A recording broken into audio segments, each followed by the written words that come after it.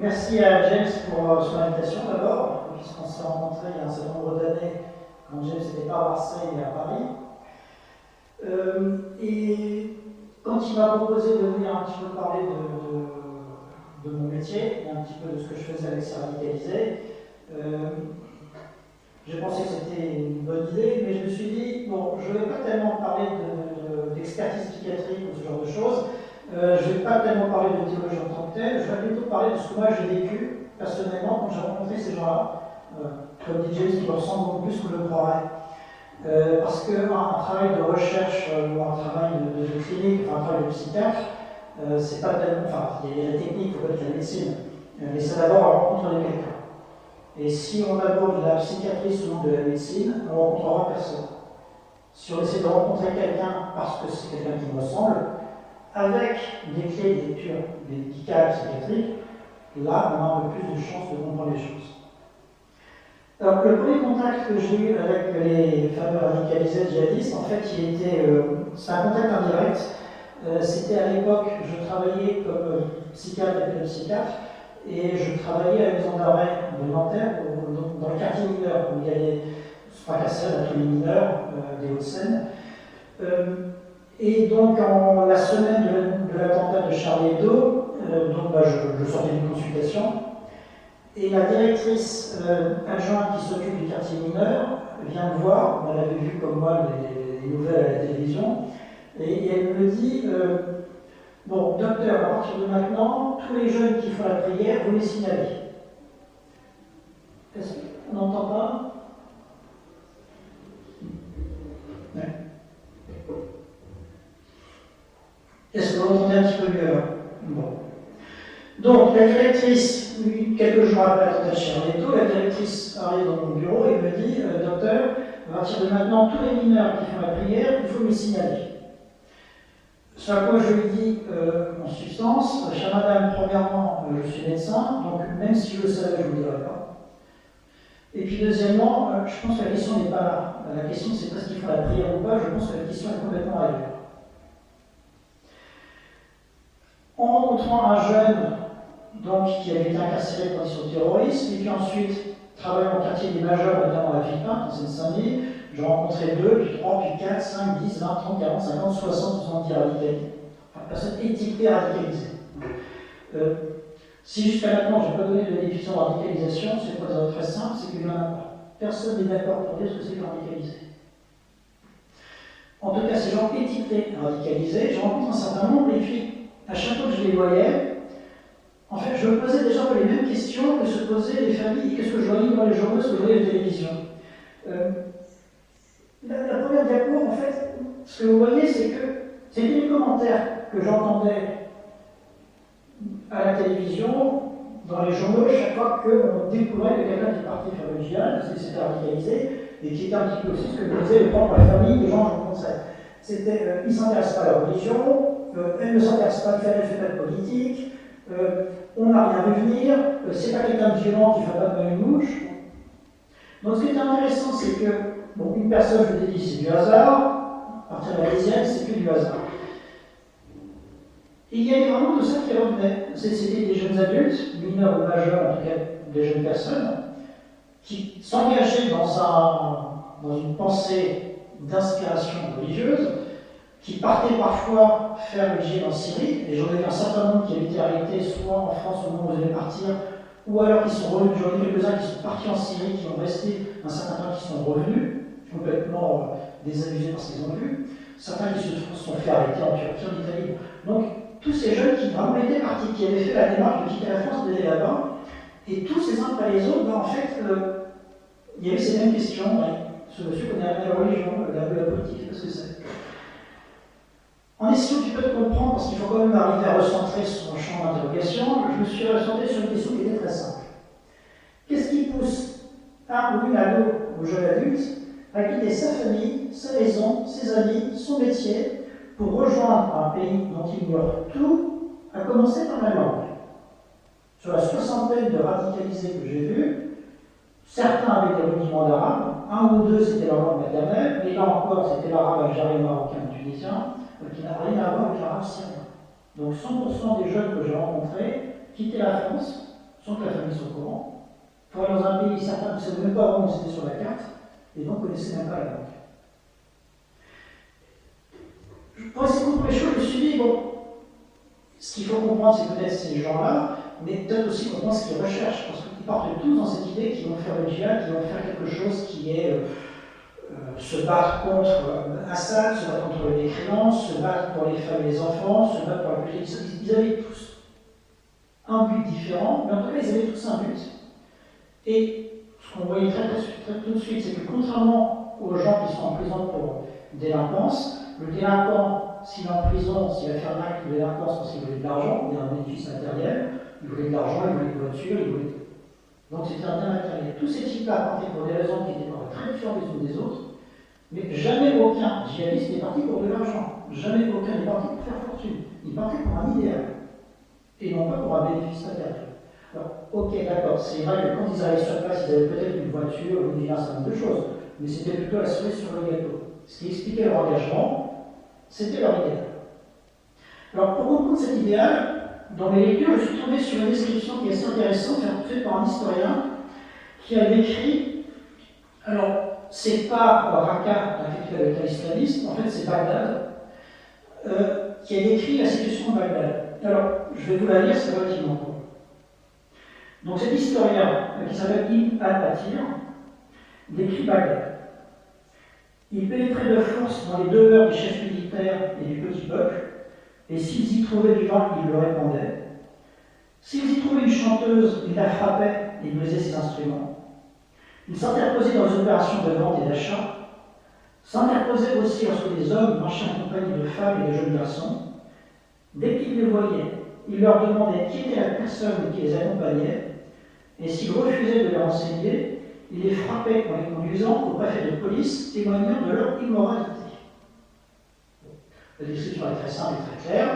Donc on va se dire, effectivement, c'est Bagdad en 2003, 4, 5, 6, après donc, la chute de Saddam Hussein, et quand les radicaux islamistes ont pris le pouvoir.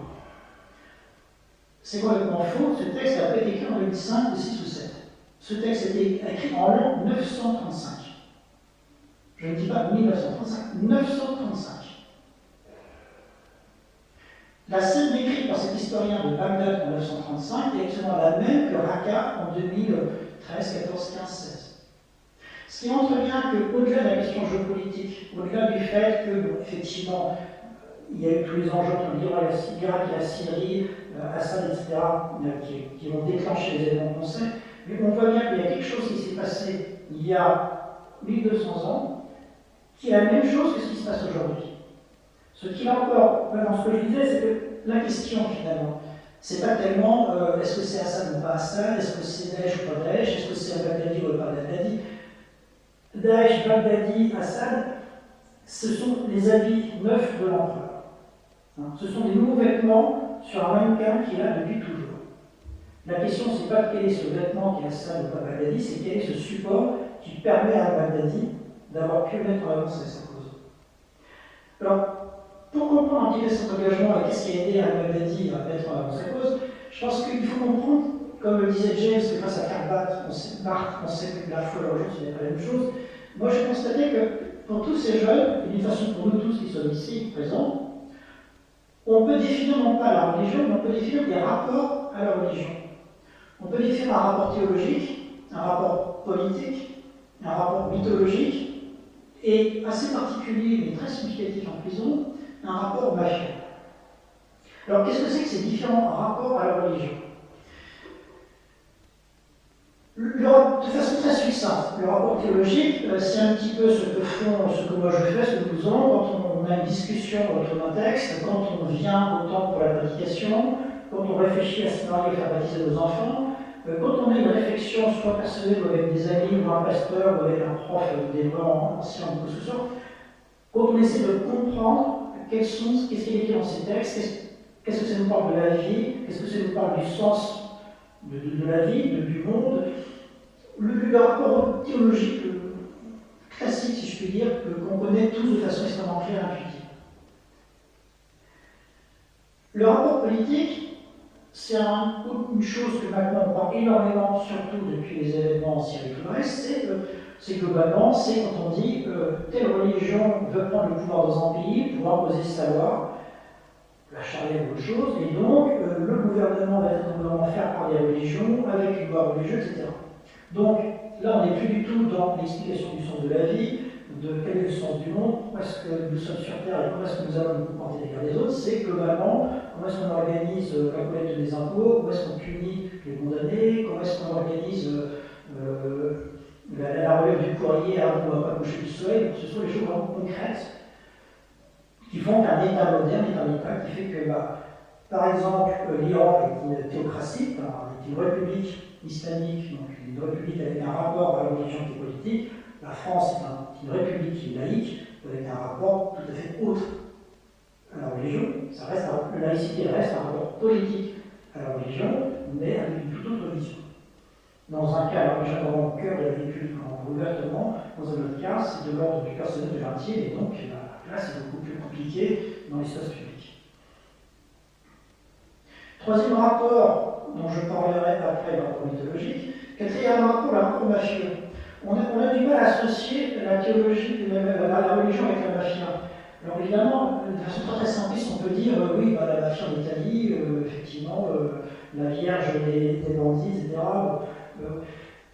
C'est pas ce rapport-là dont je parle. Pour vous donner un exemple, c'est que début 2015, quand j'étais dans le maison de Philippines, bon, je voyais les détenus qui arrivaient, et puis un petit peu pour calmer les esprits, j'ai commencé à voir systématiquement toutes les personnes incarcérées pour faire du terrorisme, de radicalisation ou du djihad, ou ce genre de choses.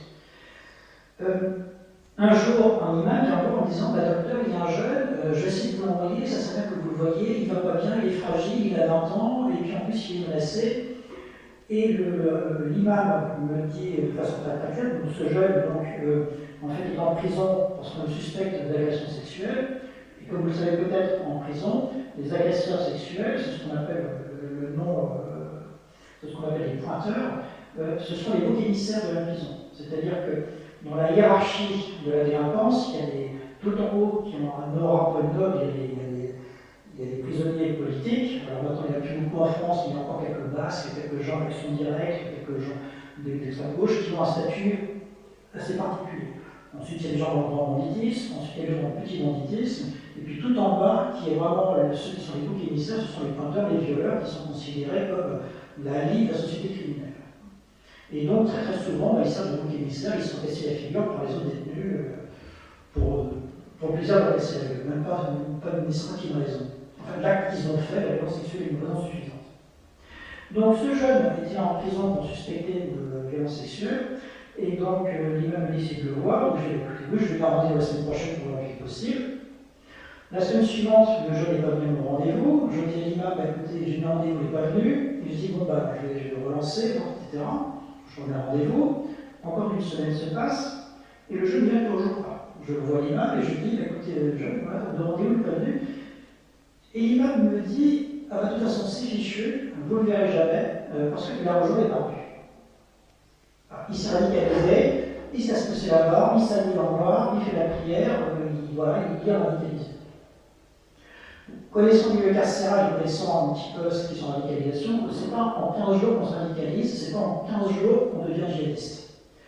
Tout ce qu'on peut lire dans les journaux, comme quoi quelqu'un du jour au lendemain devient djihadiste radicalisé, c'est complètement faux.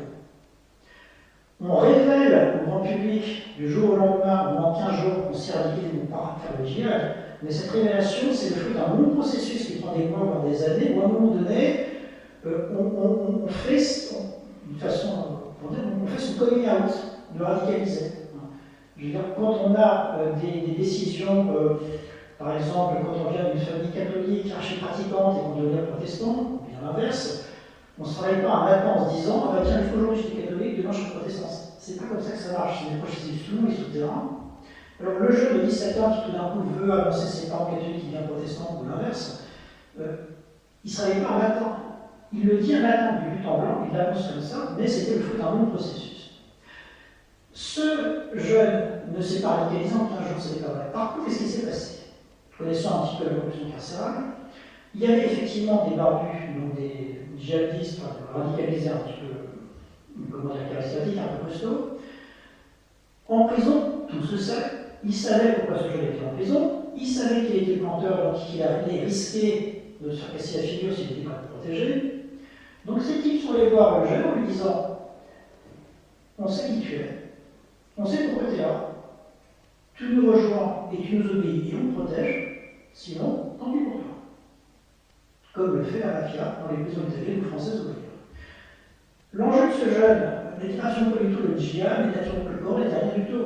Ce jeune s'est habillé avec des vêtements de radicalisés, mais lui, personnellement, la religion, il s'en fichait éperdument.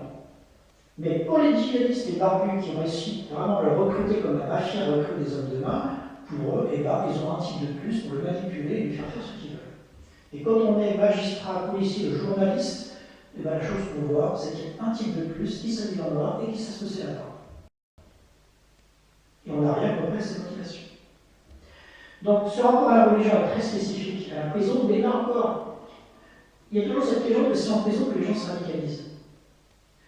C'est faux, même s'il y a des phénomènes de radicalisation en prison. Je ne rentrerai pas dans le détail de la sociologie de la prison et de la radicalisation en prison, mais il ne faut pas oublier que la plupart des personnes incarcérées pour radicalisation en prison n'avaient jamais été incarcérées auparavant. Donc tous ceux qui sont radicalisés à l'extérieur. Dernier rapport que je développerai un petit peu plus, c'est le rapport à la mythologie, le rapport mythologique à la religion. Même s'ils ne connaissent rien à la religion dans l'immense majorité des cas, ils ont quand même une envie de connaître. Ils ont quand même un besoin de savoir. Quand ils s'engagent pour une cause, ils connaissent très bien cette cause du djihad, ils connaissent très bien cette cause de partir en Syrie pour faire le djihad. Ils ne savent pas ce qu'est exactement cette cause, mais ils savent qu'ils veulent la rejoindre. Ils savent que c'est ça qu'ils veulent faire. Ils ont ce sentiment intime, personnel, de l'ordre de la foi, dit je veux faire ce djihad, je veux partir là-bas, sans trop savoir ce que c'est. Mais toujours dans ce discours religieux autour de l'islam, autour de la protection de l'islam contre les koufars. Pour les comprendre un petit peu, je pense que ce qui est intéressant, c'est de faire une chose que n'ont pas fait beaucoup de journalistes qui sont passés à la télévision pour expliquer ce que c'est que la radicalisation. C'est une religion, il y a des prêches, et pour comprendre, il faut lire les prêches. Il faut les lire, il faut les analyser, il faut essayer de les comprendre.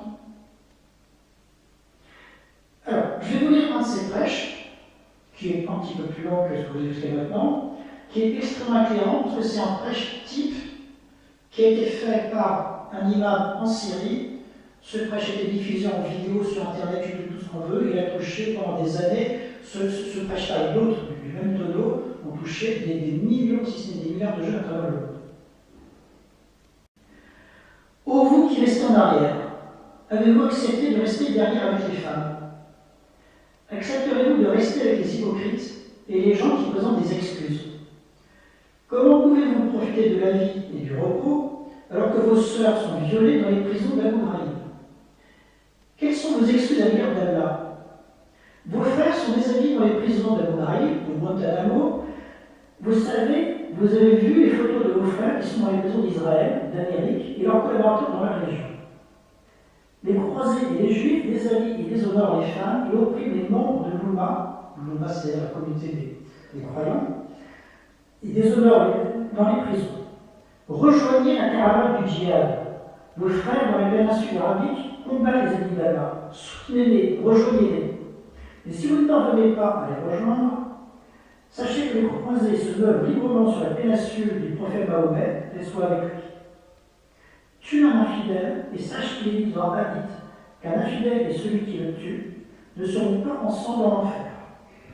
Dépensez dans la voie d'Allah ce que vous pouvez, mais ne vous mettez pas en situation de péril. Faites le bien, Dieu aime ceux qui font le bien. Coran, Sourate 2, verset 195. Ce texte, ou une variante, est globalement ce qui a été 90% de la propagande de l'État islamique, de Daesh et de tout le reste. Il faut un petit peu se mettre à la place. Je viens un dicton qui dit que si on veut attraper un loup, il ne faut pas se mettre à la place du chasseur, il faut se mettre à la place du loup. Si on veut attraper un voleur, il ne faut pas se mettre à la place de l'honnête personne, il faut se mettre à la place du voleur pour penser comme lui, savoir ce qu'il va faire. Mettons-nous un petit peu dans l'idée que nous sommes nous-mêmes des prédicateurs par exemple, pourquoi pas d'Al-Qaïda, de Daesh. Qu'est-ce qu'on a voulu faire avec ce texte?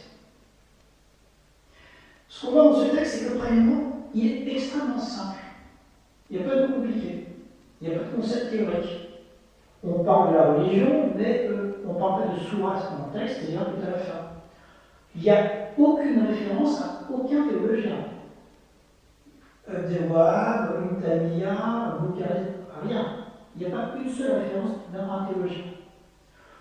On constate que nulle part il est écrit comment l'État islamique va être géré. Est-ce que ça va être un califat avec des représentants des différents pays, avec des représentants des différents groupes qui sont venus? Est-ce que ça va être un califat diffus avec des antennes locales? Est-ce que ça va être un truc? Rien. Il n'y a aucune chose qui explique ce que va être ce fameux État, soi-disant État islamique. Il n'y a rien qui explique comment être organisé, alors que c'est pourtant recruté pour que les gens viennent vivre dans ce fameux soi-disant État. Donc il n'y a rien de politique non plus. En ce qui concerne un petit peu les choses d'ordre mafieux, ce que vous avez dit, c'est très spécifique à la prison. Ce qui est mafieux dans ce texte, c'est que, on le sait maintenant, ceux qui l'ont écrit n'y croyaient pas du tout. C'était de la pub pour eux. On sait aujourd'hui que les États islamiques, c'était les anciens officiers de Saddam Hussein qui avaient perdu leur État totalitaire en Irak et qui sont partis en Syrie pour essayer de se faire un nouvel État totalitaire. Alors, en bon mafiosi, ils ne vont pas dire rejoignez-nous pour faire un État totalitaire, ça ils n'auraient eu personne. Mais dire les femmes se font violer, vos frères se font torturer et battre, venez les sauver. Qu'est-ce qu'ils disent? Ils ne disent pas tellement sur un bon musulman. Ils ne disent pas tellement, voilà, la théologie, ils disent viens faire le bien, viens nous aider, tu es un héros, rejoins-nous, rejoins la caravane, rejoins tes frères, viens être le chevalier blanc que l'islam attend pour sauver l'islam de tous les koufars, de tous les mécréants, viens être un héros, le mal menace, on sera là pour t'aider. Et il le répète un deuxième, et encore une fois. Il n'y a pas plus simple comme message. Non seulement il n'y a pas plus simple, mais ce message-là, contrairement à ce qu'on pense, les recruteurs de Daesh, d'Al-Qaïda, etc., ils n'ont rien inventé. Ce texte-là, ça peut être le scénario de vidéo. En 2016, quand c'était encore à peu près possible, je suis allé sur Internet pour regarder les vidéos, essayer de comprendre. Et j'ai constaté qu'à peu près toutes les vidéos étaient construites sur le même schéma. On voit en haut à gauche, effectivement, la guerre, des chars qui ont été brûlés. Séquence suivante, on voit un jeune homme, fier, beau, qui part avec le fusil, qui va rejoindre la caravane djihad. Ensuite, on le voit assis avec ses compagnons, un imam un peu plus âgé qu'eux, qui leur explique qu'est-ce qu'il faut faire, comment le faire. Donc, il décide d'aller, quatrième image, partir faire des choses. Cinquième image, ils se battent avec des armes, ils sont les chevaliers et les héros des temps modernes. Et toute dernière image à la fin, on voit que le jeune héros est devenu papa.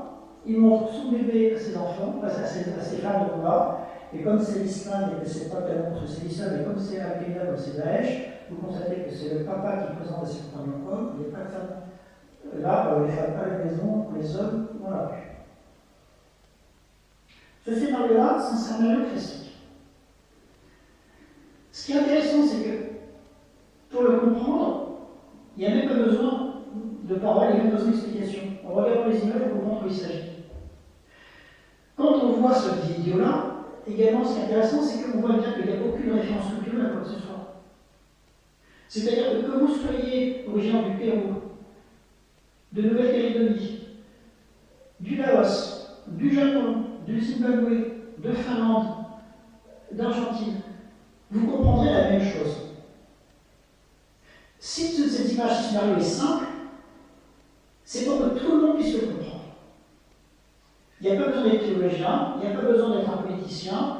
Pour comprendre ce message-là, il suffit d'être normal, comme vous et moi. Et j'aurais même tendance à dire que si on n'est pas normal comme vous et moi, si on n'est pas dans la norme des êtres humains que nous sommes tous, on ne comprendra pas parce qu'on va aller chercher un sens caché qui n'existe pas.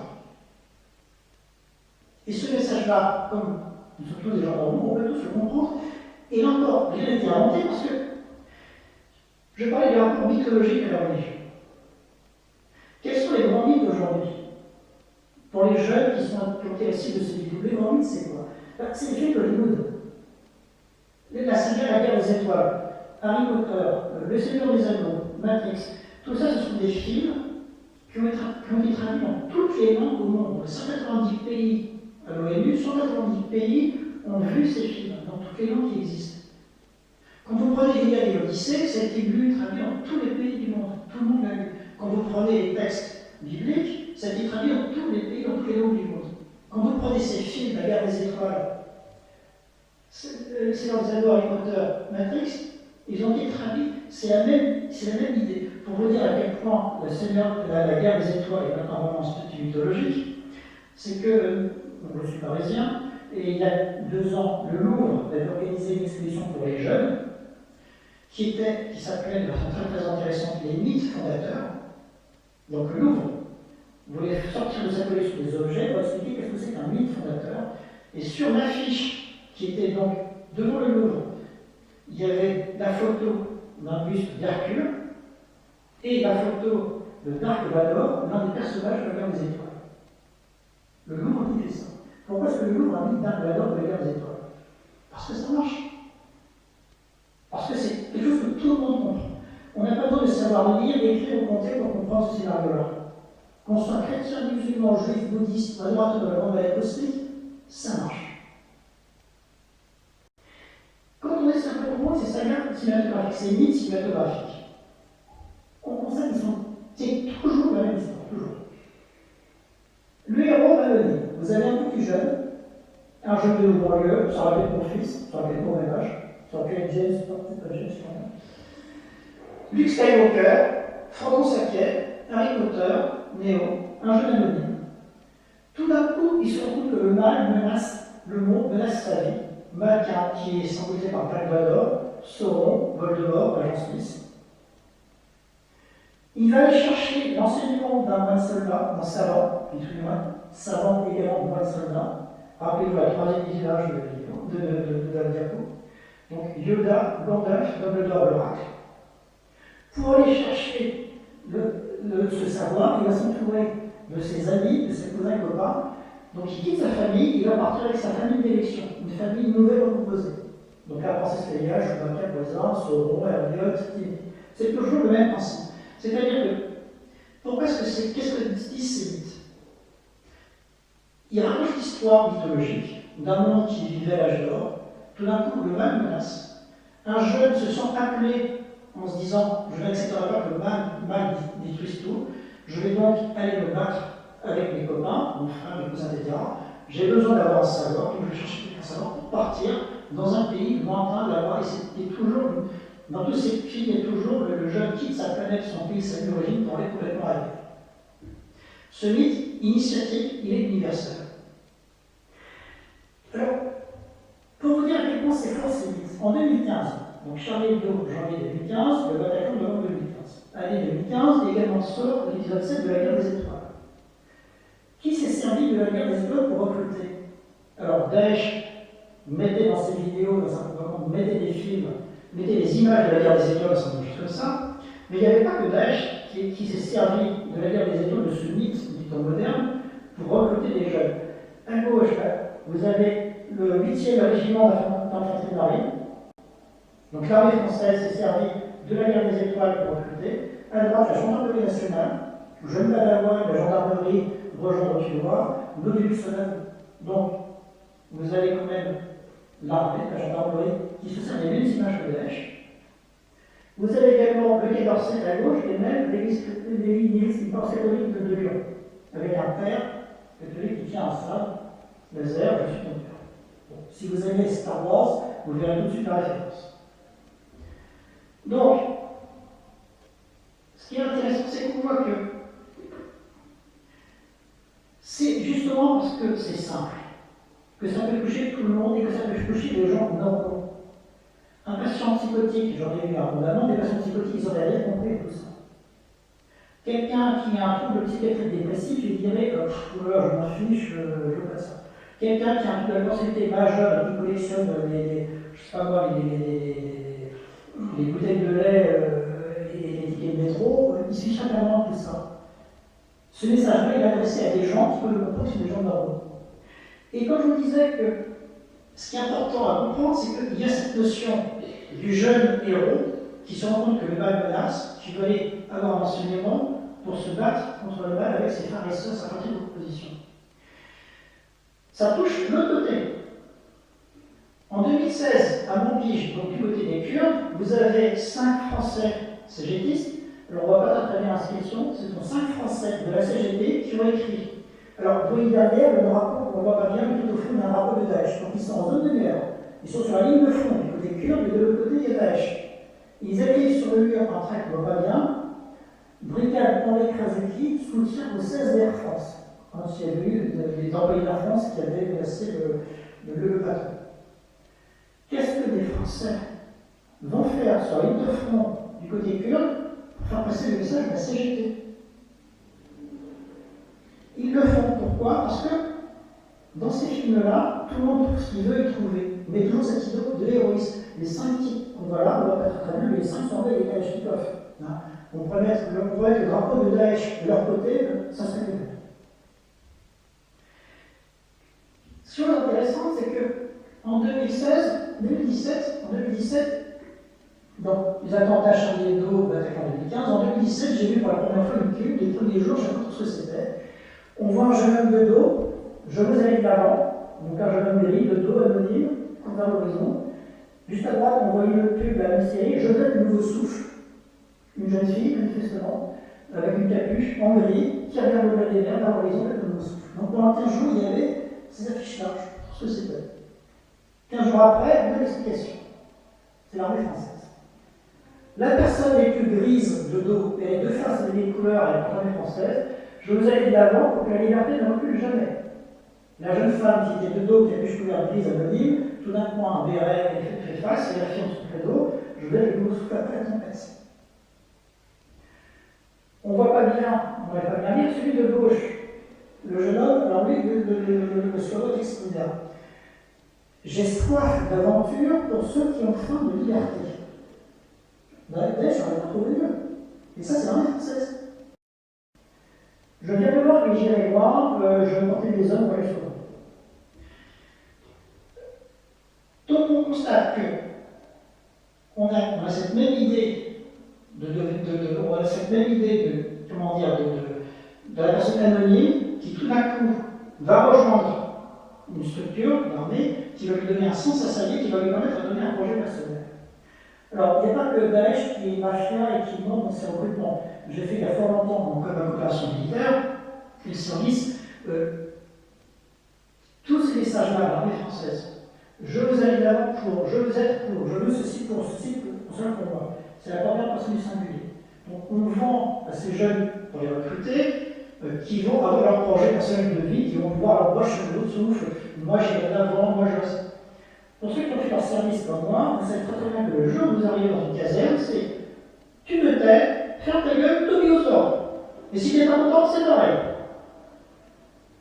Donc quand l'armée recrute en disant on vous propose de nous rejoindre pour votre projet personnel, initiatique, il y a une seule chose à faire, ne pas les voir. Mais ça ne s'arrête pas là. Ce qui est intéressant, c'est que, là encore, on va pas dire, en 2007, j'ai vu à peu près au même moment, allant de fil en fil, je suis trouvé sur cette diapositive. J'ai combattu le bon copain, j'ai combattu le bon combat, j'ai gardé la foi et j'ai achevé la place. Et on ne le voit pas bien, mais c'est dans les épîtres de Paul, c'est une épître aux Corinthiens. Donc vous avez un message tout à fait religieux, dans l'engagement qui n'est pas très différent de ce que l'on a vu jusqu'à maintenant. Donc message écrit en haut sur la diapositive, la Bible, le Nouveau Testament, l'épître de Paul. Et tout en bas, il y avait il y a une petite ligne sur laquelle il fallait cliquer pour aller à la page suivante. Sur ce petit clic où on cliquait, il y avait écrit « Devenez vous-même ». Donc, qu'est-ce que j'ai fait? J'ai cliqué sur le petit bandeau de vous-même, et sur quoi est-ce que je suis trouvé à partir de ce message chrétien religieux?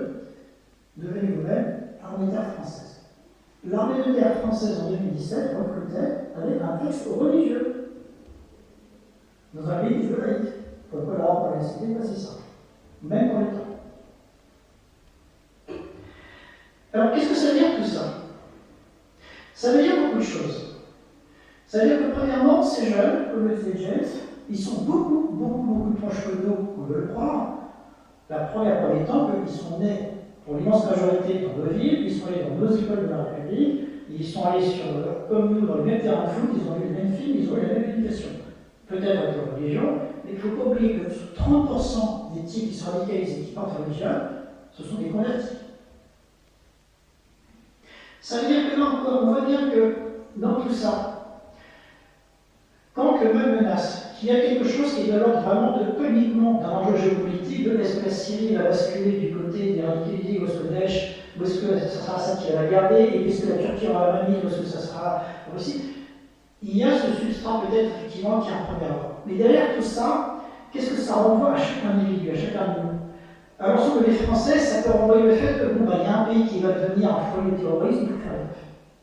Mais quand on n'est pas l'un, quand on est une personne, quand moi je suis un jeune de 21 ans, que je me pose des questions sur la vie, l'amour, qu'est-ce que je peux faire dans ma vie, comment est-ce que je peux aider mes frères et sœurs, qu'est-ce que je peux faire de bien dans ma vie, comment est-ce que je peux être un héros, et bien je me rends compte que finalement, ok, d'accord, il y a peut-être le Coran, ok, d'accord, il y a des exactions, mais il y a quand même des femmes et des enfants qui sont tués, battre, bombardés, violés, et moi je peux y aller, pas pour faire du prosélytisme, mais en tout cas pour aider ces femmes et ces enfants.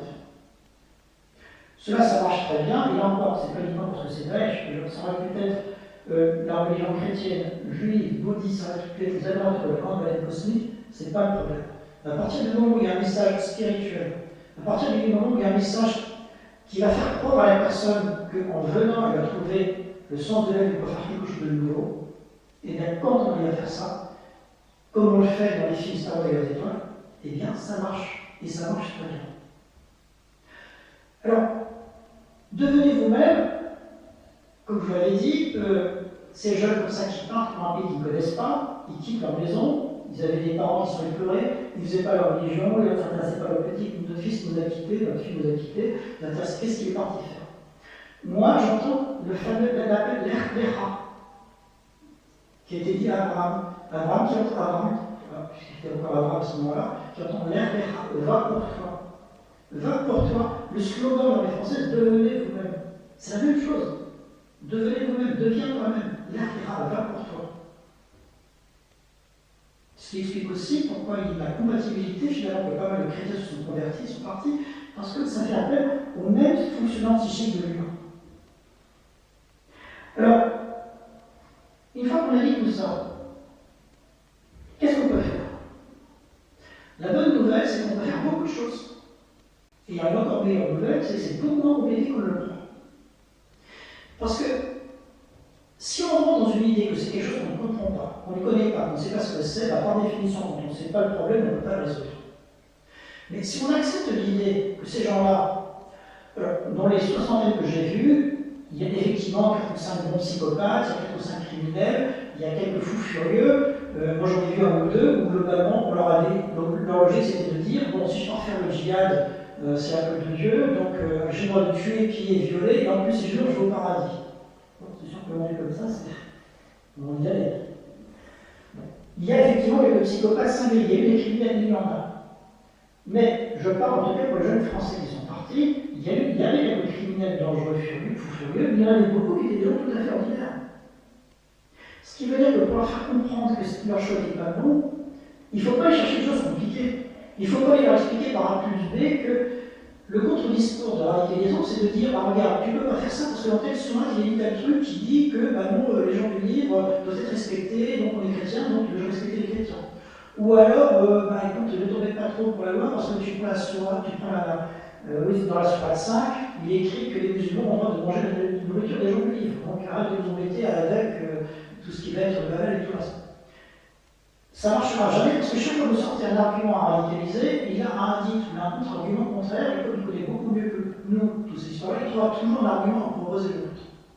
Donc, rentrer dans un rapport de force, expliquer à la personne qui est l'acteur, ça ne marche pas. D'une façon générale, expliquer à quelqu'un qui est l'acteur, cette condition de radicalisation d'islam, c'est. Quand j'explique à mon épouse qu'on ne cuit pas les crêpes en mettant d'abord de l'huile, un petit peu de beurre, on met d'abord un petit peu de beurre, ensuite de l'huile, mais j'arrive pas à lui faire comprendre qu'elle a tort. Mais d'abord un petit peu d'huile et un peu de beurre. Je n'arrive pas à lui expliquer qu'elle a tort. Elle ne veut pas admettre qu'elle a tort. Donc, je fais différemment. Je fais à sa place. Je lui montre. Je vais faire les crêpes. Viens, regarde. Les nez sont bien plus onctueuses. Pour les jeunes radicalisés, il faut faire la même chose. Alors, je vais finir en vous donnant un exemple assez simple. D'un jeu que j'ai vu qui était. complètement dans le truc mythologique. Lui, ce jeune, il était dans une idée que, effectivement, là-bas, les femmes et les enfants se font bombarder, tuer, violer, ce qui est vrai, que Assad est un criminel, un assassin, un tueur, ce qui est vrai, et même le président de l'époque, François Hollande, le disait, il disait je veux y aller, puisque de toute façon, on me dit que ce type est un salaud, on peut pas me reprocher d'être contre un salaud. Il s'est fait arrêter en fait en Turquie au moment où il avait passé la frontière avec la Syrie, arrêté par la police turque, il a expédié en France et arrivé en prison. Ce jeune, quand j'ai discuté avec lui, alors moi je l'ai pas vu tout de suite parce qu'il était d'abord dans une première prison, il a été transféré et il est venu au bout de 6 mois. Donc il a commencé à faire un petit chemin déjà dans sa tête. Il reste encore pas mal de choses à faire. C'est un jeune qui expliquait très bien, comme je l'avais dit, lui la religion, il faisait la prière, il ne savait pas trop, mais lui ce qu'il voulait c'était sauver l'orphelin, il voulait incenser sa vie, c'était un jeune qui avait eu le bac, ses parents possédaient un restaurant et ses parents lui disent sois pas restaurateur comme nous, fais des études de droit, sois avocat, il ne voulait pas être avocat, il ne voulait pas faire de restaurant, il était un peu paumé, il ne savait pas trop et de clic en clic, finalement il s'est laissé embrayer dans cette histoire-là. Quand je l'ai vu, il m'a dit clairement bon, mais quand même, la religion c'est important, vraiment, moi la prière, maintenant je suis en prison, je prends de mieux en mieux, etc. Au bout de 6 mois, ce jeune, donc, il devait passer devant le juge, parce que dans le système pénal français, au bout d'un certain nombre de mois d'incarcération, on a le droit de demander au juge ce qu'on appelle une demande de mise en liberté. C'est-à-dire qu'en attendant d'être jugé, si vous donnez des garanties comme quoi vous n'allez pas partir en courant très loin, le juge peut vous autoriser à rentrer chez vous en attendant le jugement. Donc on demande une mise en liberté en attendant le jugement.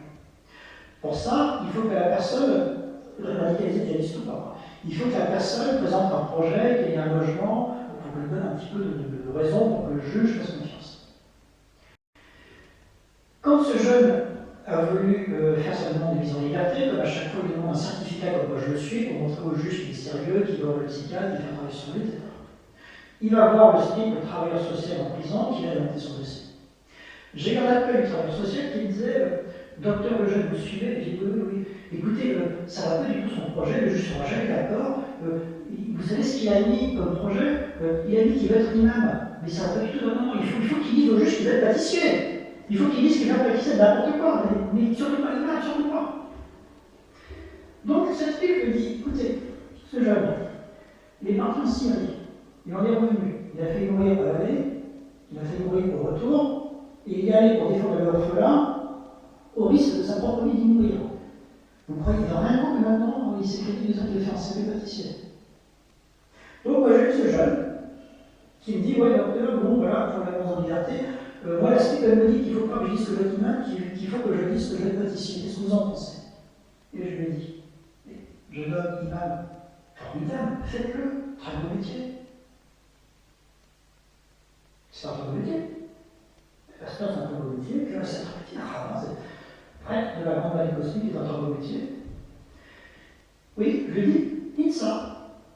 Et je lui ai dit, attention, non refusé. Mais dites-le quand même. Il a fait ça, il est passé devant le juge, évidemment, vous avez refusé. J'aurais été juge, j'aurais refusé. Mais il est venu en souriant en disant, docteur, je suis âgé, j'ai quand même pu lui dire ce que j'ai sur le cœur. Et je lui dis, très bien, c'est ce qu'il faut. Effectivement, c'est bien que vous ayez pu dire ça. Parce que ce jeune-là, il avait déjà commencé à changer. Quand il était parti en Syrie, c'était pas pour être humain. Quand il était parti en Syrie, c'était pour devenir soldat, guerrier, chevalier d'islam, prendre les armes, la violence, la guerre. Là, il était plus en projet pour prendre les armes, mais pour un petit peu réfléchir dans des idées. Donc déjà, il y avait un premier stade où se dégageait un petit peu de la violence. Ensuite, je lui dis, votre projet est bien. Oui, très bien, j'ai regardé, je vais aller en Arabie Saoudite parce que le wahhabisme, c'est très bien. Qu'est-ce que vous en pensez, docteur, le wahhabisme en Arabie Saoudite? Qu'est-ce que je lui dis, votre avis? Formidable, très bonne idée. C'est la terre sainte, c'est la terre de l'islam. Le mec me dit, allez-y, formidable, très bien. Ah, merci, docteur, vous, moi, vous me comprenez. Je ne me suis pas arrêté à comprendre, je lui dis, effectivement, c'est une très bonne idée d'aller en Arabie Saoudite. Moi, je vous encourage à faire que, d'ailleurs, il y a des choses qui existent très bien. Petite question d'ailleurs, je trouve pas ça. Est-ce que vous parlez l'arabe? Ah non, pas du tout. Bon, parce qu'en Arabie Saoudite, ils ne parlent pas français, donc allez-y, très bien, mais commencez déjà par apprendre l'arabe. Oh, vous avez raison. Et puis on discute. Alors, votre projet, on en parlait il y a 15 jours à l'Arabie Saoudite. Oui, oui, très bien, j'ai commencé à acheter un bouquin d'arabe, je m'y mets. Et je me suis dit, formidable, il se met à réfléchir. Il est plus fasciné par les vidéos, il commence un petit peu à se mettre intellectuellement à bouger la machine. Il faudra prendre de l'arabe peut-être, mais en tout cas pour commencer à réveiller ses neurones. Donc je dis, formidable, vous savez qu'il fait 48 degrés à Londres? Ah non, non, mais si je joue ça, donc on est sur internet, il a vu la pluviométrie, il a vu le conducteur de voiture. Ouh là là! Et puis je lui montrer les images, ah bah oui, c'est le désert. Oui, c'est très beau le désert, c'est sûr, on peut méditer. Bon, c'est sûr que les week-ends ou le soir, quand on veut un petit peu changer les idées après avoir écouté le corps en 8 heures par jour, vous savez, il n'y a pas grand-chose à faire. Hein. Vous n'avez pas le droit à la télévision, c'est Arabie Saoudite, c'est Wahhabite, pas de télévision, pas de cinéma, ni rien. Mais je peux regarder sur ici, c'est très bien. Il fait 48 degrés, il n'y a pas de cinéma, il n'y a pas de caméra, donc il continue à faire confiance, puisque bah, je vais j'allais pas tellement dans son sens, j'allais un petit peu dans son sens pour lui faire comprendre que les choses ne sont pas si simples. Et au fur et à mesure, comme ça, il me dit, ouais, docteur, vous avez raison, 6 mois après revient une nouvelle demande de mise en liberté, donc, c'est un projet, je vais être imam, mais je vais aller au Caire. Qu'est-ce que vous en pensez? Alors là, ce qu'il dit, docteur Monod, il dit faire pâtisserie, manger, c'est pas possible, imam, il n'a rien compris. Et j'ai dit, attendez, il a parfaitement compris, il n'a pas progressé, il veut que dans l'Arabie Saoudite chez Wahhabite, il veut aller au Caire à Al-Azhar, qui est quand même l'institution de référence de l'islam sunnite, de la religion, de la vraie religion musulmane. C'est un petit peu comme si les pasteurs qui étaient à Genève. Très bien qu'il y aille. Et donc on continue. Oui, bon, alors c'est mieux l'Arabie Saoudite, mais quand même, imam, vous savez, vous aurez pas de draguer les filles, même la Palestine, on ne peut pas trop, c'est compliqué, etc. Et petit à petit, en fait, il a finalement été jugé, et puis son projet n'a jamais eu. Mais à la fin, peu avant son jugement, il disait, oui, docteur, quand même, vous savez, moi ce que j'aimerais, c'est prendre une année sabbatique pour faire le tour des mondes des sons de l'islam et choisir lequel va pouvoir vraiment m'aider.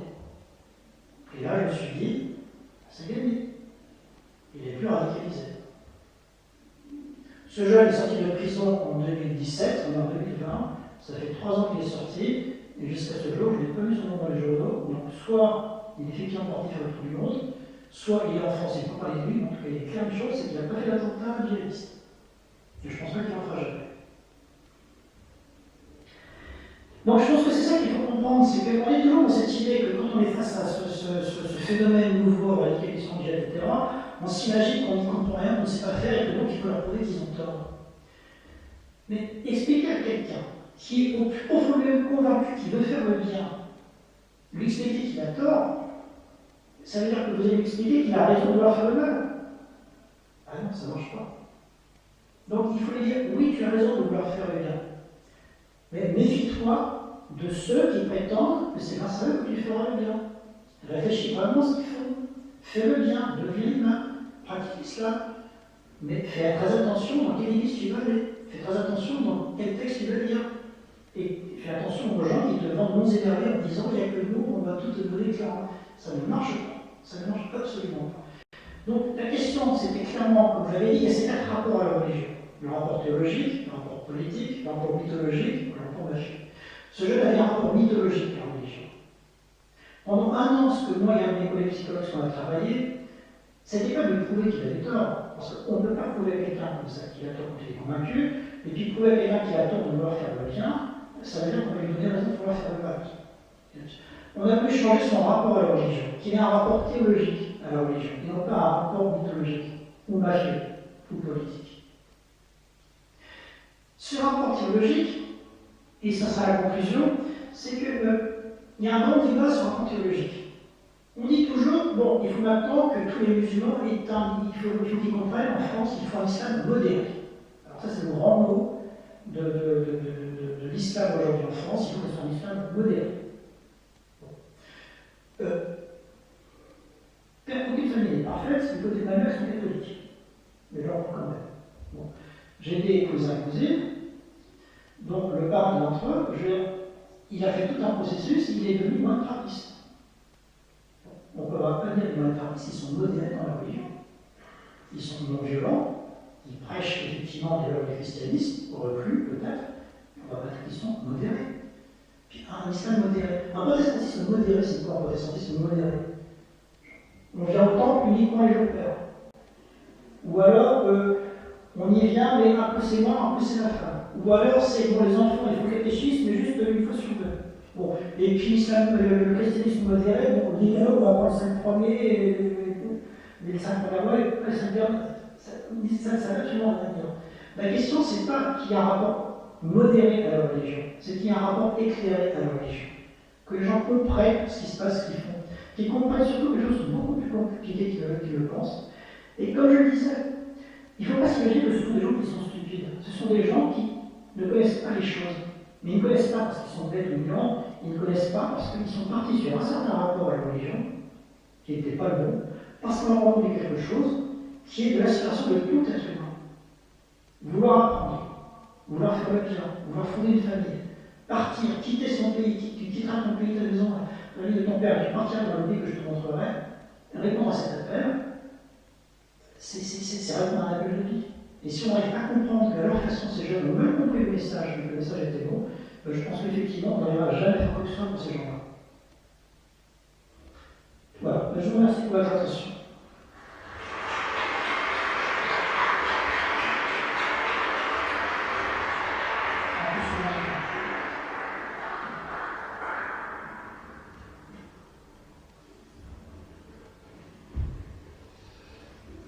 Bien, nous avons maintenant le temps pour pouvoir discuter avec Guillaume Monod, soit lui poser des questions, partager des expériences, mais aussi avoir un rapport critique à ce qu'il a dit. Il a également avec lui quelques exemplaires de l'ouvrage qu'il a écrit il y a peu de temps chez Flammarion, chez Gallimard. Témoin Gallimard. Donc, en prison, parole de djihadiste, qui a été primé par l'Académie des sciences. Et donc, la parole maintenant est à vous, en toute liberté.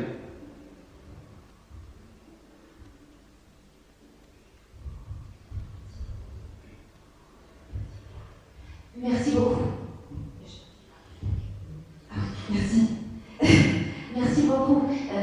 C'était passionnant. Je me demandais si vous avez eu l'occasion de travailler avec Dounia Bouzard. Alors non, parce qu'on n'est pas du tout dans les mêmes circuits. Moi je travaille en milieu carcéral et elle travaille dans la prévention. Dans la prévention, elle. La prévention elle travaille depuis beaucoup plus longtemps que moi sur ces questions-là. Et elle s'occupe beaucoup plus de mineurs en réalité, adolescents, et surtout beaucoup la question des jeunes filles. Oui. Donc c'est tout à fait complémentaire de ce que je fais, et ces travaux m'ont inspiré.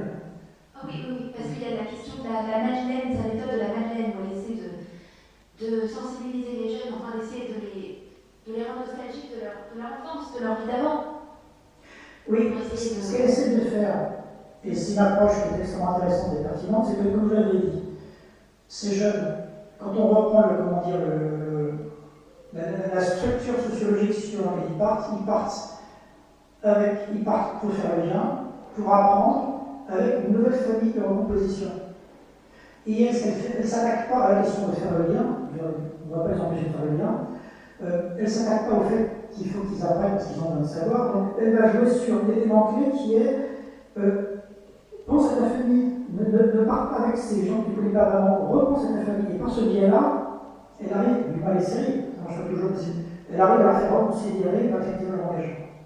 Donc c'est vraiment sur cet aspect-là le jeune est seul quand il entend cet appel. Il ne part jamais seul, il part toujours avec le copain, le frère, le cousin. Donc elle joue sur le groupe. Ce qui est important à comprendre dans l'engagement, dans le djihad à l'État islamique, qui rejoint un petit peu le côté dans l'élément sectaire dont parlait Dounia Bouzard, c'est que par certains aspects, Daesh est une secte et par d'autres, ça n'était pas du tout, c'est pas la raison de penser. Daesh offrait deux choses, ce message de sens de la vie, mais offre également une famille, des liens affectifs extrêmement forts. Hein. Quand dans le prêche que je vous ai lu, il parle en permanence des frères et des sœurs. Le texte ne parle pas des Irakiens, des Syriens, des hommes, il parle des frères et des sœurs. Donc, empêcher que les liens avec la famille soient rompus, en tout cas remettre en place les liens qui ont été rompus, c'est absolument crucial pour arriver à sortir de tout ça. Bonsoir. Petite question, si par exemple si on pense à ce qu'il y avait au Moyen-Âge, le concept du soldat chrétien, là, ce qui s'appelait le Miles Christi, le soldat. Je t'entends très très mal. Ah bon, là, maintenant c'est bon? D'accord, ok, je me tout près. Donc, au Moyen-Âge, il y avait bien ces fameux ces soldats du Christ, là, les Miles Christi.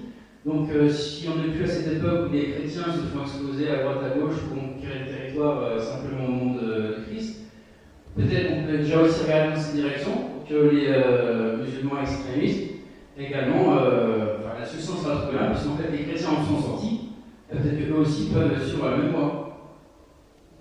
Alors, oui, mais ça n'explique pas tout. Ce qu'il faut bien comprendre, c'est que si on fait l'analogie entre la première croisade, par exemple, et Daesh, il y a beaucoup d'analogies. Daesh, al-Baghdadi, il se fichait vraiment de la religion, lui, ce qu'il voulait, c'était refaire l'État totalitaire. On sait très très bien également que si le pape a prêché a prêché la croisade et a voulu que les gens s'en aillent, c'était aussi pour débarrasser l'Europe de tous les sous-dards qui pillaient et volaient, et les grands bandits, les grandes compagnies qui pillaient et rançonnaient le pays. Donc il y avait la raison explicite et la raison cachée. La raison explicite, c'était la religion. La raison cachée, c'est de se débarrasser de soldats qui pillaient et qui volaient. Et puis pour al-Baghdadi, c'est refaire l'État totalitaire. Donc là encore, comme je vous disais, ce qui est compliqué, c'est que ça se joue à plusieurs niveaux. Le message qui était donné pour les chrétiens d'aller sauver contre l'invasion des Turcs des lieux saints, ça se jouait déjà sur le plan théologique, bien entendu. Ça se joue aussi sur le plan politique, parce qu'il ne faut quand même oublier qu'à ce moment-là, donc, la partie d'Occident, l'Empire romain d'Orient était menacé, et donc il a demandé à l'aide à l'Empire romain d'Occident, donc c'est un enjeu politique pour que Constantinople ne soit pas seul face aux croisés, donc il y avait également cet enjeu politique. Il y avait l'enjeu mafieux qu'on avait dit, il y a aussi de pied. Donc il y a tous ces éléments qui se superposent. S'il y a tous ces éléments qui se superposent, il faut revenir à une chose très très simple. L'individu qu'on a en face de soi. Gérer un individu, gérer tous ces rapports religieux, politiques, géopolitiques, moi je suis incapable, c'est beaucoup trop compliqué, personne n'en est capable. Donc si on se décale complètement et qu'on se dit, bon, la question c'est monsieur machin, qu'est-ce qu'il y a dans son histoire qui fait que je peux l'aider, on arrivera à comprendre, on arrivera à faire quelque chose. Je vais donner un exemple, une chose intéressante, d'un jeune que j'ai vu qui avait 25 ans. Ce jeune est parti en 2014 avec 10 copains. C'est rare, en général, par 3, 4, 5, là, ils sont partis à 10. Ce jeune, en fait, il a été grandi dans nos cités, allé à l'école de la République, il a trouvé un boulot, il était opérateur, il vendait sur Internet, sur son téléphone, il faisait des démarches au téléphone, il vendait des portes-fenêtres, il vendait des produits pour des démarches téléphoniques. Un jour, il s'est engueulé par son patron qui lui dit « Tu passes trop de temps ». Et lui disait « Mais moi, j'essaie de comprendre ce que le client veut ». Et le patron lui dit, non mais on s'en fout de ce qu'il veut, tu lui vends quelque chose. Donc ce jeune dit, bah non, moi je ne fais pas du commerce sur la planète comme ça. Et il m'a dit, bah moi je me rendais compte que je vendais mon dépense, c'est pas ce que je voulais faire. Donc il y avait plus 3, il arrête de tomber, il arrête de travailler, et puis il rentre dans, il passe une formation pour devenir moniteur de son de loisirs. Et il se pose des questions sur sa vie. Il a 25 ans, il se pose des questions sur sa vie. Donc le commerce, c'est pas mon affaire parce que je ne suis pas un voleur, j'aime bien m'occuper des enfants, j'aime bien faire du social, qu'est-ce que je vais faire? À ce moment-là, donc, il y avait les soulèvements en Syrie. Donc, avec des copains, ils commencent à regarder ça, ils disent tous, relayés par la presse française, il faut débarrasser de la salle. Vous vous souvenez peut-être en 2011 et 2012, les jeunes qui partaient en Syrie, on disait, c'est une guerre internationale. Donc, on disait, ces petits jeunes sont courageux, c'est bien, il faut les encourager. Donc, le départ, il y a les premiers djihadistes, ensuite ça s'est changé. Le départ des premiers djihadistes, c'était, ils sont courageux, ces petits jeunes, c'est une guerre internationale comme l'Arme d'Espagne, il faut qu'ils aillent. Ce type qui va. Ils sont 10. Assez vite, il y en a 2 qui sont décédés dans les combats. Les 8 qui restent, en fait, ne parlaient pas du tout d'arabe, ne comprenaient rien. Donc, ils se mettent à se battre pour des choses qu'ils ne comprenaient pas en disant vous allez prendre l'assaut de tel truc ou de tel etc. Pendant 4 mois, petit à petit, ce type se rend à l'arabe et se rend compte à un moment donné qu'ils allaient rejoindre un groupe en 2014 dont le but n'était pas de se battre contre Assad, dont le but était de contrôler les passages avec la frontière turque pour faire la contrebande. Donc les 8, quand ils ont compris qu'en fait, ils n'avaient pas besoin contre Assad, ils se battaient contre d'autres insurgés pour faire la contrebande, Ils ont dit, bah, nous, on est les chevaliers de l'islam, on rentre en France. Donc, ils sont rentrés en France. Ils sont restés un certain temps sur le coup des criminels, puisqu'ils sont en 2014, 2015, Charlie Hebdo, vous ne pouvez pas les laisser dehors, ils arrivent en prison. Donc, moi, je vois ce jeune. Je lui pose la question que je vous avais dit, mais monsieur, vous êtes parti en Syrie pour les paraments, la politique à le monde, je ne connais rien, ça m'intéresse pas à la religion, bah oui, je pratique la religion, mais bon, parfois je m'en vais bien avec les copains. Et donc je lui dis, mais non, vous êtes parti comme ça, vous dites, bah oui, parce que je voulais le faire, j'avais envie. Je lui ai parlé un petit peu de sa famille, d'où est-ce que vous venez. Et il me dit, ah bah moi, ma famille c'est originaire du Maroc. Et je dis, et où est-ce que vous avez vécu?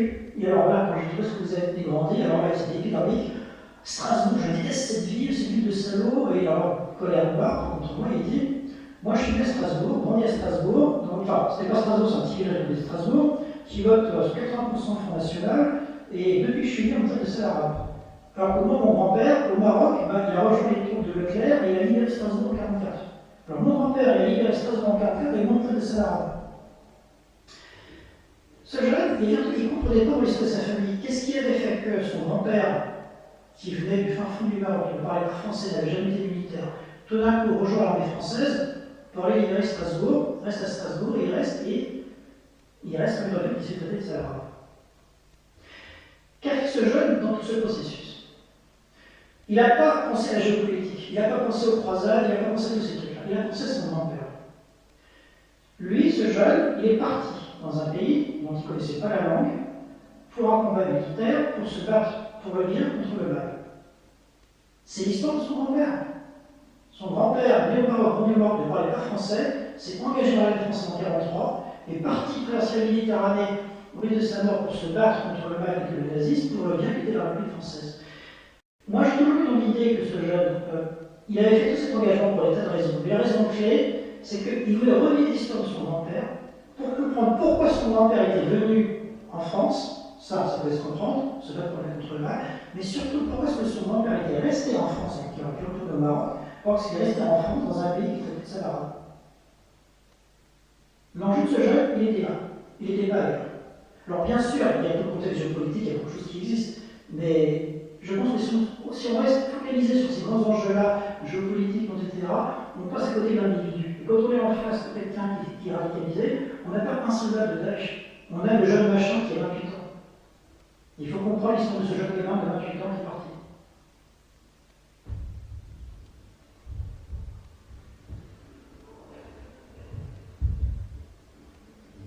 Merci docteur pour votre conférence magnifique. Merci pour le temps consacré à cette question très actuelle, mais en même temps, et ça serait une toute petite première objection, il y aura une deuxième. Ce phénomène que les médias nous vendent sous le label de radicalisation, je me demande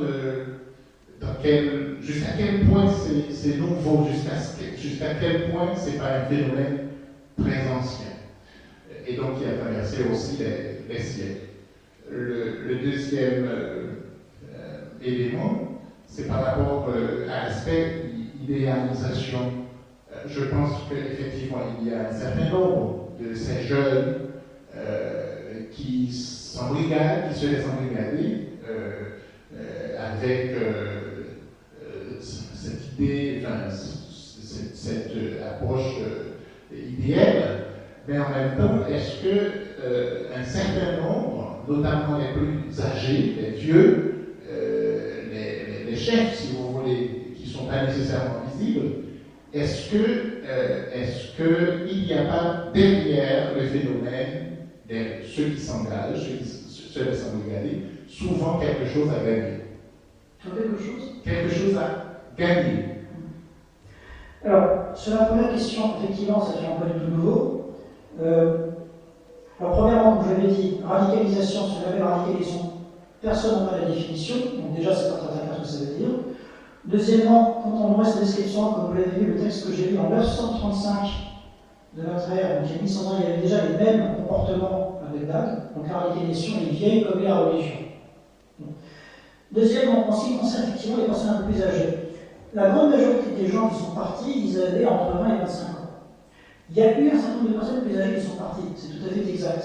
Mais beaucoup de ces gens qui sont partis, c'était souvent des médecins, des enseignants, qui en 2011, 12, 13, avaient encore l'illusion qu'ils arriveraient à participer à la création d'un monde nouveau. Alors il y avait beaucoup de rêves, bien entendu, mais il y avait un certain idéal. Alors, pour des gens, quand ils sont croyants, effectivement, créer un monde nouveau conforme à la religion que l'on vit, c'est l'idéal, c'est ce qu'on souhaite. Ceux qui sont allés pour un bien matériel ponctuel, il y en a quelques-uns, oui, bien sûr, mais c'est une minorité, c'est une petite minorité, ça n'explique pas le gros des départs. Là, je parle encore de ce qui se passe en France. Quand vous prenez par exemple la Tunisie, qui est le pays qui a envoyé le plus de titres vers le djihad, on constate que les pouvoirs de police ont constaté que beaucoup de ces gens-là qui partaient en Tunisie renvoyaient de l'argent à la maison en Tunisie. Donc ils partaient en Syrie et renvoyaient de l'argent à la maison. Ils se sont rendus compte petit à petit qu'une bonne partie de c'était des mercenaires. C'est-à-dire que c'était des jeunes qui n'avaient pas de travail, qui étaient au chômage, qui ne voyaient aucun avenir en Tunisie où il y avait 25% de chômage, qui n'avaient aucun moyen de dépasser son envie de venir en France, à qui on a proposé de venir en Syrie pour être mercenaire au sens large, pas nécessairement uniquement pour se battre, mais être mercenaire pour construire les routes, pour conduire les camions. J'en ai vu un jeune, j'ai vu un jeune comme ça qui conduisait les camions. Lui m'avait dit, je ne suis pas un soldat, je voulais aider, mais je me suis... Donc lui il conduisait les camions qui venaient les soldats. Donc il y a un certain nombre de mercenaires qui sont partis. Donc, mais là encore, ce qui se passe en France, c'est une chose. Les enjeux par les sont différents. Ce qui s'est passé aux États-Unis, c'est encore autre chose. Il y a même des gens du Japon qui sont... Moi, il y a un jeune que j'ai vu, il a passé 2 séjours, il a fait 2 séjours sur place. Il m'a dit que quand il est arrivé là-bas, la première chose qu'il a vu là-bas, c'était des étrangers comme lui. Il me dit qu'il y avait un Laotien, 2 Japonais et un Péruvien. Et il s'est dit, parce que ces gens venaient de tout le monde entier, je savais que c'était vrai. Si c'était un mensonge, ça n'aurait pas pu être des gens du monde entier. Si les gens venaient du monde entier, c'est que c'était vrai. Donc là encore, qu'est-ce qui fait qu'un Péruvien va faire le djihad? C'est pas la même chose parce qu'en France, c'était vrai. Donc, en fonction des pays, il y a des tas de raisons différentes. Mais en France, même si quelques-uns y sont allés pour l'argent, la plupart, c'est un idéal. Nous avons encore le temps pour quelques questions. Nous ne sommes pas venus non plus pour les biens matériels, mais sachez qu'il y aura à la sortie des urnes pour pouvoir faire quelques offrandes. Et puis, Jean-Robert se tiendra à votre disposition avec un panier connecté pour les paiements par carte bancaire si vous n'avez pas de liquide sur vous. Une autre question ici, et ensuite là. Merci beaucoup parce que ça donne une autre lumière sur ce problème que nous n'avons pas souvent l'occasion de vraiment connaître en profondeur parce que ce que nous racontent les médias, c'est bien différent de ce que vous nous présentez. Et vous parlez d'un jeune qui a un bac+3. Or, moi, l'impression que j'ai, d'après ce que je lis, ce que j'entends, c'est que ce sont tous des jeunes complètement paumés qui sortent des banlieues, qui n'ont aucune éducation et que, donc, comme ils ne savent pas quoi faire, ils sont racolés par les djihadistes qui les envoient par là-bas. Donc déjà, c'est pas fake news, mais c'est déjà, quand on parle dans la société, c'est l'impression générale que la plupart des Français peuvent avoir. Et ensuite, ma deuxième question, c'est qu'on a l'impression on va les sauver un par un. On ne peut pas avoir comme le gouvernement nous dit, des programmes de réhabilitation, des systèmes qui font qu'on va les déradicaliser. On a l'impression, d'après votre expérience, que c'est tellement une question de personnes, que les personnes sont tellement engagées dans ce qu'elles croient, que c'est un sauvetage un par un. Et comment est-ce qu'on va faire? Alors, pour répondre d'abord à cette question, oui, c'est un sauvetage un par un, parce que de toute façon, l'engagement était un par un. C'est une démarche personnelle de rentrer là-dedans. Les mécanismes psychiques, je ne vais pas rentrer dans les détails, mais les mécanismes psychiques qui font que quelqu'un se radicalise, vous en avez une petite idée à travers cet engagement mythologique, ces mécanismes psychiques, ils marchent dans les deux sens. C'est-à-dire qu'une fois qu'on est radicalisé, avec un autre message ou même, on peut à nouveau passer encore à autre chose. Mais de toute façon, c'est une démarche individuelle. On est d'abord convaincu qu'il faut partir, et ensuite on va chercher les copains avec qui on va y aller. Donc, et de toute façon, oui, je veux dire, c'est comme toute personne en prison, même délinquant, c'est une prise en charge individuelle. Je veux dire, quand on vient au culte, on vient peut-être aussi tous ensemble pour entendre la même chose, mais à un moment donné, quand on lit le texte soi-même, quand on parle avec le pasteur ou son frère ou son cousin, c'est une discussion de personne à personne. Donc, de toute façon, il y a une dimension individuelle. En ce qui concerne le niveau scolaire, au tout début, effectivement, on disait que ce sont des gamins des banlieues qui sont en échec scolaire, qui vont là-bas continuer la guerre des banlieues, qui vont continuer en Syrie la guerre des banlieues. Bon, premièrement, les gamins des banlieues qui font la guerre des banlieues, c'est pour vendre du cannabis, c'est pour de l'argent, c'est pas pour un engagement idéologique. Genre, quand on vend du cannabis, c'est pour de l'argent, c'est pas parce que on est dans une secte et qu'un groupe vous dit que c'est la meilleure façon d'aller au paradis, c'est faux. Les jeunes qui partent là-bas sont partis pour un idéal. Pas pour faire aller en Syrie faire la guerre des banlieues, c'est quand même, je pense, que c'est le plus stupide que j'ai entendu de tous ces discours-là. Genre, qu'est-ce qu'on va aller en Syrie faire la guerre des banlieues ici? Ça n'a aucun sens. Pourquoi est-ce que c'est. Et donc, tous ces jeunes. Maintenant, on sait très bien que les jeunes, les personnes qui partent faire les jeunes, se sont recrutées dans toutes les classes de la société. Mais quand on compare le terrorisme basque, ou corse, ou Action Directe, ou l'Irak, l'armée révolutionnaire irlandaise, qui étaient tous des mouvements terroristes, pareil, ils sont regroupés dans toutes les classes de la société sans exception. Je reste persuadé que sur les questions des petits jeunes qui partent là-bas, c'est que peut-être qu'effectivement il y en a un ou deux, au tout début il y avait les frères Kouachi, et encore ils n'étaient pas les mémoires des banlieues d'affaires, loin de là. Mais je pense surtout que c'est la question de la religion. Se dire que tous ces jeunes, ils sont passés par nos écoles, ils sont passés par nos collèges et nos lycées, même si on était en échec scolaire, ils sont nés grandis dans le livre. Donc, soit c'est nous qui avons rien compris, on est en tort, soit ce sont des petits chrétiens qui ont rien compris, et donc ils ont ce qu'ils méritent, ils ont une foi en tort, ils ont rien compris. Mais dire que ce sont des petits gamins des banlieues chrétiens qui vont faire la guerre des banlieues, c'est une façon qu'elle aussi de personne mettre en cause. C'est une façon de se dire non, non, nous on a bien fait, on fait très la République française, c'est très bien, mais si les Français c'est très bien, il faut pas rien qu'on change. S'ils ont fait des erreurs, c'est leur tant pis pour eux, c'est qu'ils sont encore. Je pense que c'était sur une façon très très hypocrite de s'assurer soi-même en se disant que en France, non, en France il n'y a pas de problème de religion, il n'y a pas de problème de laïcité. S'il y a des problèmes de religion, s'il y a des problèmes de laïcité. Oui, vous disais, on les prend un par un et on sort des clichés. On sort de la géopolitique, on sort de la laïcité. Quel est ton problème? Ben, moi, je me suis converti à l'islam parce que ça m'a permis de sortir de l'alcool et de l'héroïne. J'ai vu un jeu comme ça. La religion est un soutien formidable pour sortir de ces problèmes. Et pas que les crises existentielles sont de la vie. La religion est la sortie de l'alcool. Un exemple le plus connu, c'est comme George Bush, aux États-Unis, qui est sorti de l'alcool grâce à son retour à Dieu, qui ensuite est parti faire sa guerre en Irak. Vous avez beaucoup parlé des jeunes gens, par contre, vous n'avez pas parlé des jeunes filles et des jeunes femmes, en fait, qui partent souvent là-bas, qui sont engrossées par un mari qu'elles connaissent à peine, et qui reviennent avec des enfants dont on ne sait pas trop comment faire. Alors, les jeunes filles, il y a beaucoup de choses semblables avec les garçons, mais il y a une différence fondamentale.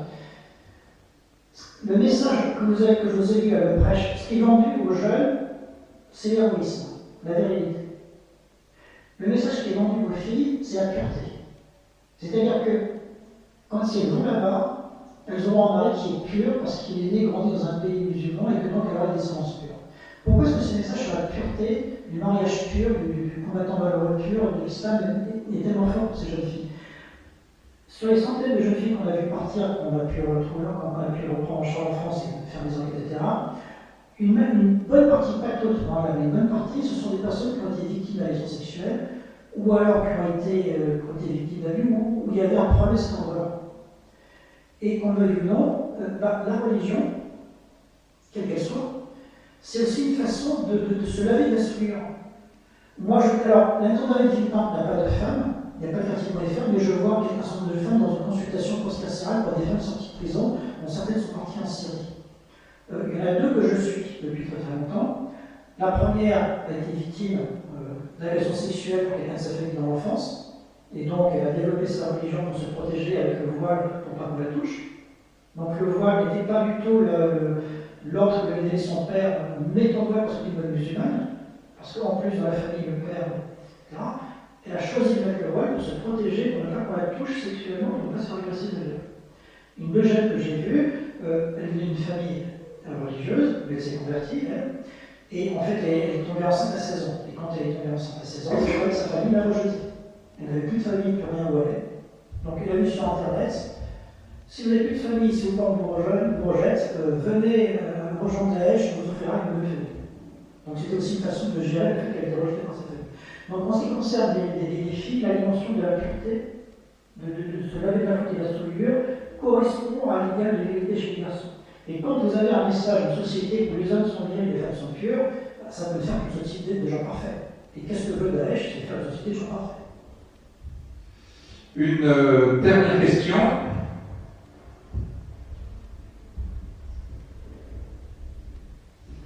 Bonsoir, merci beaucoup pour votre intervention. C'était vraiment très éclairant. J'aurais une question concernant le parallèle que vous aviez fait avec l'institution militaire. Donc, je trouve ça très intéressant comme manière de faire, de décrypter cette campagne de publicité qui, effectivement, est encore dans les rues actuellement. Et je voulais savoir, si à votre avis, il est souhaitable et possible de faire évoluer ce rapport mythologique qu'entretient l'armée, au-delà des campagnes de publicité, mais directement au sein de l'institution. Donc, ce rapport mythologique qu'entretient l'armée avec la France, pour le faire évoluer vers un autre rapport. Est-ce que c'est souhaitable et est-ce que c'est possible? Excellente question. Ma réponse est claire. Il ne faut surtout pas le changer. Parce que les jeunes qui ont un rapport mythologique à un sens de la vie, s'ils ont le choix entre Daesh et l'armée, espérons qu'ils choisiront l'armée. S'ils n'ont que Daesh comme choix, ils partiront pour Daesh. Le recrutement des candidats pour rejoindre l'armée française a été multiplié par 3 après les attentats de Charlie Hebdo du Bataclan. Pour des tas de raisons qu'on verra. Mais ce que je veux par là, c'est que là encore, l'armée entretient un rapport mythologique. Parce que, oui, je veux dire, devenir militaire, je raconte, moi, à l'âge de 7 ans, je jouais avec des chevaliers, je ne savais pas trop ce que c'était que la France, et tout le reste. Par contre, je savais que j'allais être un héros. Bon. Quand un jeune de 16 ans, 17 ans décide de rejoindre l'armée, je ne suis pas certain qu'il réfléchisse vraiment en termes de carrière, en termes de conflit géopolitique et autres, il dit simplement, je vais défendre un idéal, ma patrie avec mes copains. Donc, il ne faut surtout pas que l'armée change sa pub. Il faut qu'elle comprenne qu'est-ce qui marche, je pense qu'elle l'a compris. Il faut qu'elle soit sincère avec les gens en disant bon, ok, d'accord, on vous dit, on vous vend un projet individuel, je veux que vous soufflez la tempête, sauf que quand tu rejoins l'armée, tu fais ta gueule comme 2 hommes, donc il faut aussi qu'elle soit sincère, l'armée. Mais là encore, je pense que justement ce message-là, s'il a marché, c'est parce que c'est ce que l'être humain, beaucoup d'êtres humains, c'est ce qu'ils attendent, c'est ce qu'ils veulent, c'est pour ça que ça marche. C'est pas parce que le produit est bon, c'est que la personne en attend de quelque chose.